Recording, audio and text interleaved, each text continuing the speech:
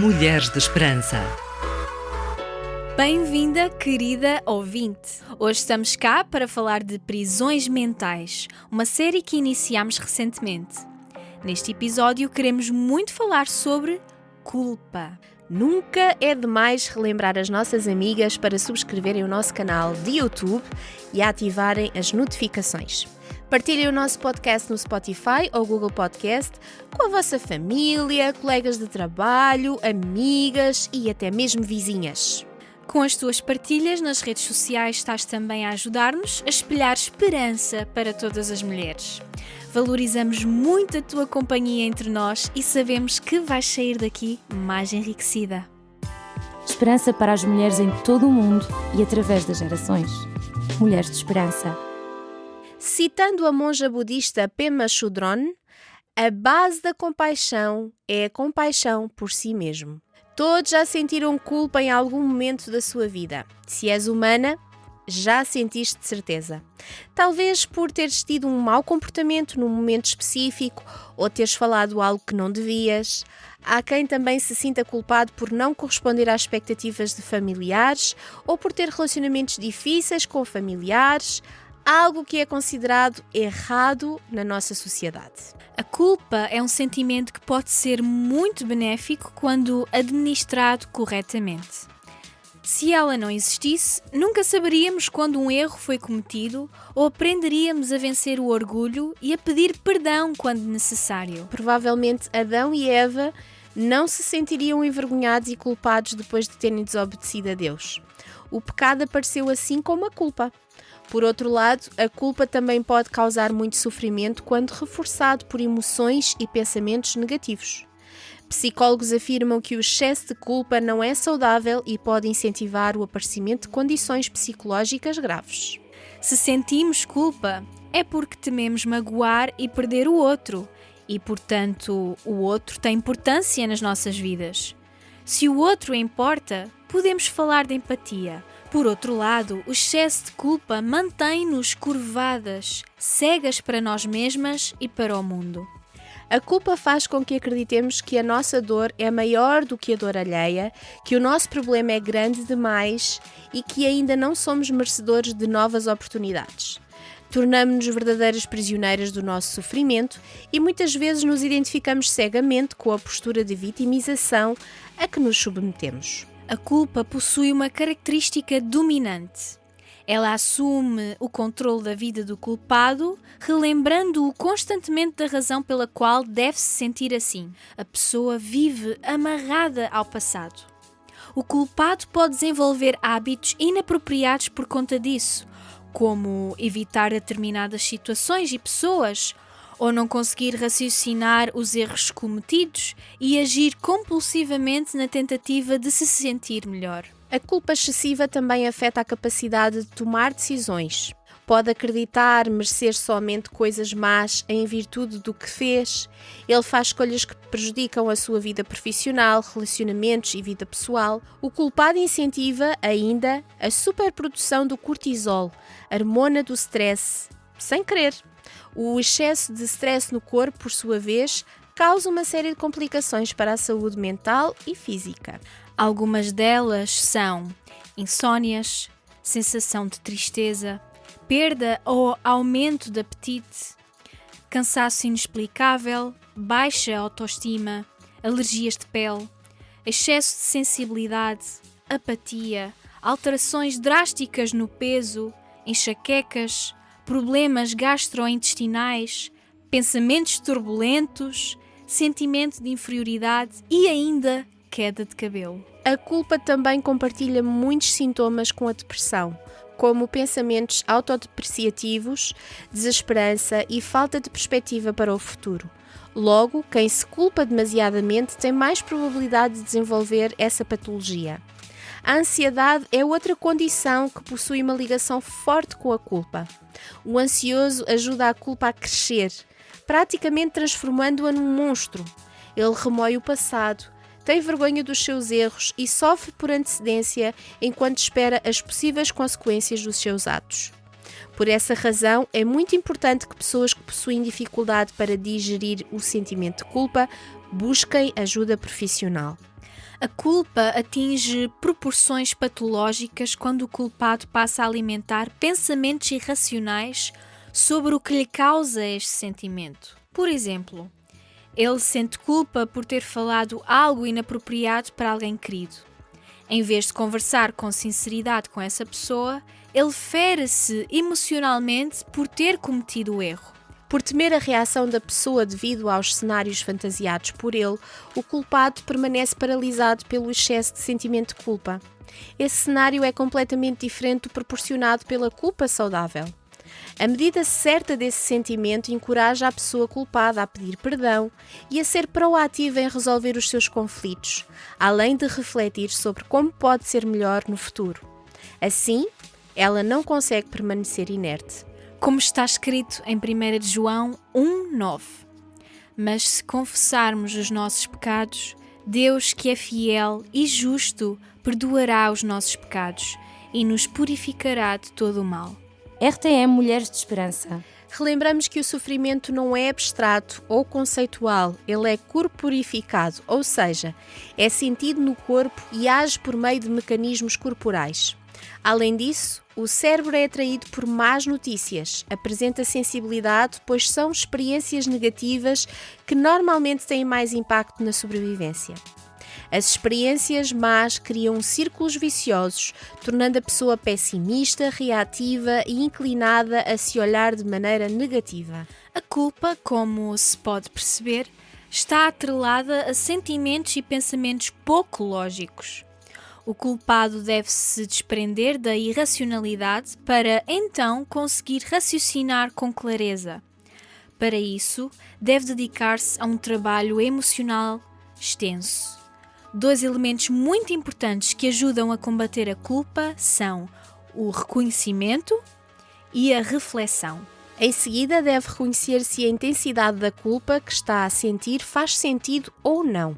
Além dos sentimentos acerca do ocorrido, esse passo depende muito das crenças cultivadas pelo culpado. Ele acredita que pessoas culpadas merecem perdão ou somente mediante o pagamento dos seus erros. Não vale a pena passar dias, semanas ou anos a culpar-se por algo do passado, especialmente se isso acontece em silêncio. Essa postura não ajuda a tornar a vida do culpado ou dos envolvidos no ocorrido melhor, certo? A maneira mais adequada de transformar a culpa patológica num sentimento positivo é tomando uma atitude. A culpa surge nas seguintes ocasiões: quando nos arrependemos de ter tomado uma determinada atitude e quando assumimos a responsabilidade por algo que não temos controle. A primeira ocasião é benéfica, quando não nos deixamos levar pela culpa. Esse sentimento aparece para nos mostrar que cometemos um erro e que precisamos reavaliar a nossa conduta. Ele também incentiva-nos a pedir perdão pelos nossos atos e a reconstruir um relacionamento. No caso da segunda situação, um exemplo bastante comum é de indivíduos que se salvam de acidentes trágicos. Eles tendem a sentir culpa por estarem vivos e não terem ajudado os demais a se salvarem, mas dificilmente poderiam ter feito algo para mudar o resultado da situação. Há ainda uma terceira origem para a culpa.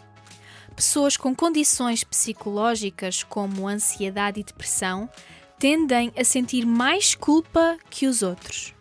A ansiedade patológica, em especial, faz com que as pessoas se agarrem a justificativas irreais de que são culpadas por determinado evento ou emoção.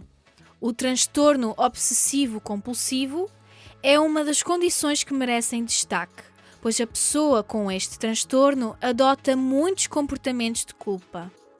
Ela assume a responsabilidade pela segurança e a felicidade dos outros, por acontecimentos trágicos e outros elementos que não pode controlar. Eu e a Miriam vamos dar-te 5 formas de lidar com a culpa. Praticar o pensamento positivo. Não falamos de positivismo tóxico, como já abordámos aqui num programa anterior. Em vez de pensares em devaneios como eu deveria ter feito tal coisa ou se eu pudesse, pensa no que podes fazer hoje para fazer emendas ou modificar as consequências dos teus atos. Como os pensamentos negativos costumam dominar as pessoas culpadas, procura afastar-te deles, combatendo cada ponderação má com uma boa. Por exemplo, substitui o "se eu pudesse" pelo "eu posso". Faz exercícios de exteriorização de culpa, isto é, escreve uma carta para a pessoa que é a causa do teu sentimento de culpa. Sê meticulosa e descreve detalhadamente como te sentes e como gostarias de modificar a situação. Essa carta deve ser mantida em segredo ou, de preferência, destruída logo em seguida. Este exercício proporciona uma oportunidade para exteriorizares todos os maus sentimentos que tens sentido. Podes repetir esta prática as vezes que quiseres e precisares para que o sentimento de culpa se torne menos intenso. Pede perdão. Quanto mais cedo pedires perdão a quem tu magoaste, mais fácil será lidar com a situação. As pessoas tendem a deixar alguns dias ou semanas passarem antes de tomarem essa atitude. O ideal é que esse momento de reflexão seja seguido por um pedido de desculpas. Pedir perdão é como tirar um peso das costas. Vais-te sentir mais leve a respeito do ocorrido e ainda ficarás orgulhosa de ti mesma. Aceita os teus erros. Ninguém é perfeito. Todos nós cometemos erros, sejam graves ou pequenos, mas temos todos o direito de falhar e recomeçar quantas vezes forem necessárias, até encontrarmos o equilíbrio emocional, até que cheguemos à maturidade, atingindo a medida da plenitude de Cristo. Não há necessidade de olhares para ti mesma com tanta amargura ou de te punires para sempre por te teres equivocado. Aceita os teus erros e os comportamentos considerados negativos. Segue em frente. Ser realista. Como foi dito, a culpa gera pensamentos e emoções ilógicas. Para fugir dessa armadilha, analisa a fonte do sentimento de culpa com racionalidade. Se precisares, pede a opinião de pessoas de confiança para receberes uma visão imparcial ou conversa com um psicólogo para distinguir o real do que foi criado na tua mente. Eu e a Sónia queremos terminar reforçando a ideia que o sentimento de culpa como consequência dos nossos atos pecaminosos é necessário. Ele leva-nos à mudança, à obediência e ao crescimento, mas em doses excessivas pode ser doentio, algo que prejudica o nosso presente e que manchará o nosso futuro. A culpa é a condenação de quem fez algo de errado. Quando pecamos, nós nos tornamos automaticamente culpadas. Nós não merecemos coisas boas ou novas oportunidades. Ninguém merece. Mas Deus dá-nos por sua graça e misericórdia porque Ele nos ama. Por causa disso, Ele enviou Jesus Cristo para levar o castigo pelos nossos pecados. A nossa culpa foi transferida e, por essa razão, já não precisamos mais viver debaixo da culpa. Quando cremos em Jesus e decidimos segui-lo, Ele tira toda a nossa culpa e dá-nos uma vida nova. Deves especialmente confessar o pecado a Deus e pedir perdão. Não tenhas dúvida que Ele perdoa quem se arrepende verdadeiramente e que Ele te ajudará nesse processo de transformação. Na verdade, Ele suportava os nossos sofrimentos e carregava as dores que nos eram devidas. Mas Ele foi trespassado por causa das nossas faltas, aniquilado por causa das nossas culpas. Todos nós vagueávamos como rebanho perdido, cada qual seguindo o seu caminho. Mas o Senhor carregou sobre Ele as consequências de todas as nossas faltas. Chegamos ao fim, mas não podemos deixar de desafiar-te a estares connosco no próximo episódio. Partilha com uma amiga ou familiar o nosso programa e, quem sabe, até podem ouvir juntas e falarem sobre o tema, este tema das prisões mentais. Segue-nos nas nossas redes sociais e acompanha todo o nosso trabalho. Diz comigo: encontra esperança hoje. Este programa foi produzido com donativos de pessoas que voluntariamente contribuem para este projeto. Ajuda-nos a levarmos esperança a todas as mulheres. Contacta-nos pelo e-mail mulheres@radiotransmundial.org.